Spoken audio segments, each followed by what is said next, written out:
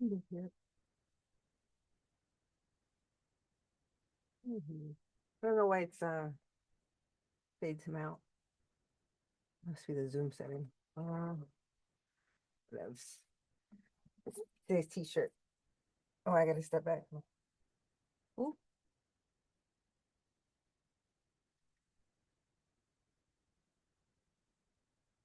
cute. Look at the bunny. I just got back from my neighborhood deli to get some boxes from the owner. Oh, there's a spider. Like, yeah. I'm just gonna let you be. Oh no. Wow. Oh, she's staying still. I don't know. Yeah, I had the intention to speak of 7 years. 7 years. Yeah, 7 years. It was kind of when my marriage started falling apart. We got divorced at year 8. And there's a lot of things I've learned about that relationship. I mean, together we were 10 years, but married close to 8. Um,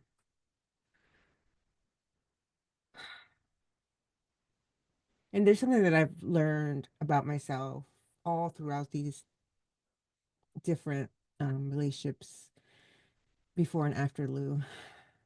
BL.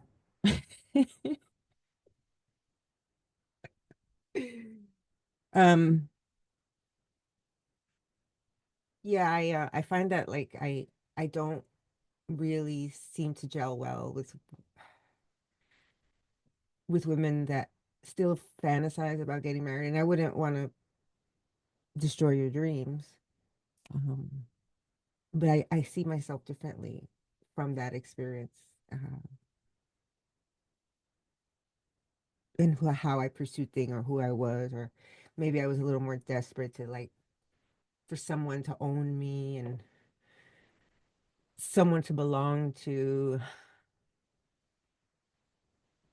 Yeah, totally different. And I was having this conversation with someone who significantly older than me and married a couple of times.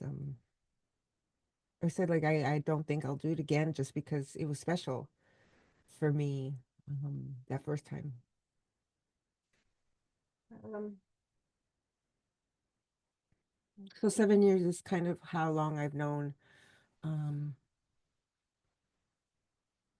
the dude that's on here sometimes mysteriously appears and disappears, and maybe I'll just link the conversation with him that we had when we were together 2 years. I'll just link it at the end. You won't see his face, but I was trying to prevent us from hitting a familiar pattern, which I felt that I was behaving the same way, but differently. Like with my husband, I used to write him letters, or I would try to talk to him, but he would shut me down. And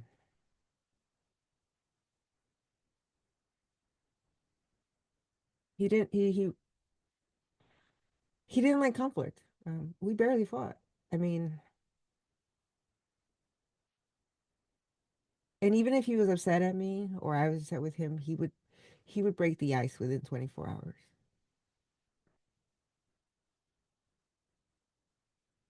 Those are really lovely things that I remember about him.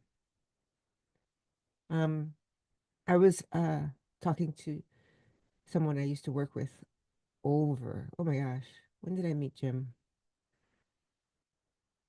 It must have been, see, I worked at that place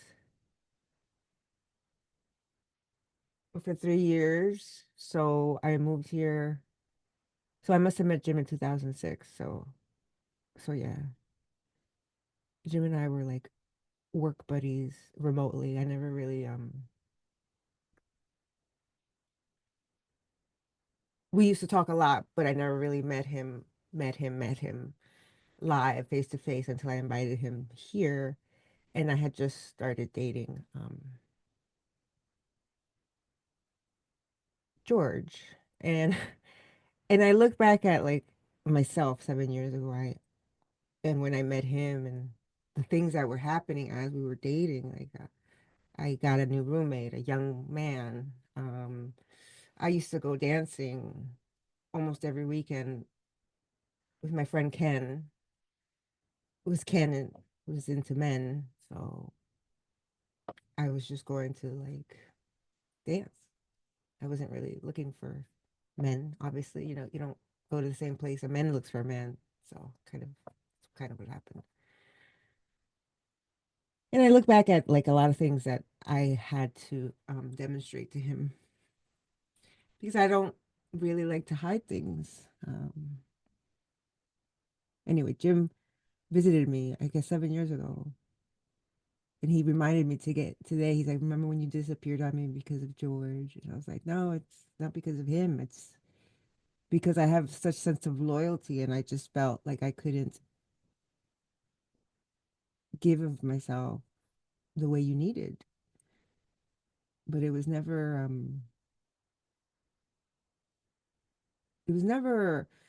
malicious or anything. I just try to be loyal.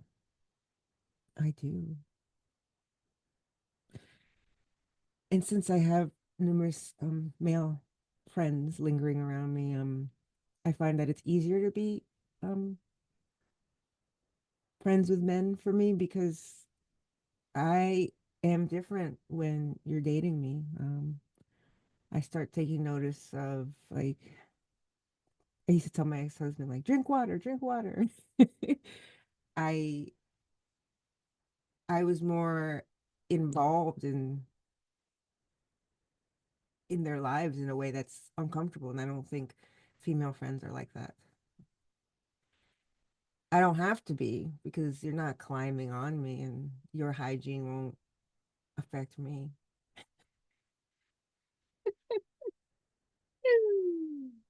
Yeah. So thanks for being my friend and being there and allowing me to feel trust with you because you guys we've already established that the lines were drawn and they won't be crossed.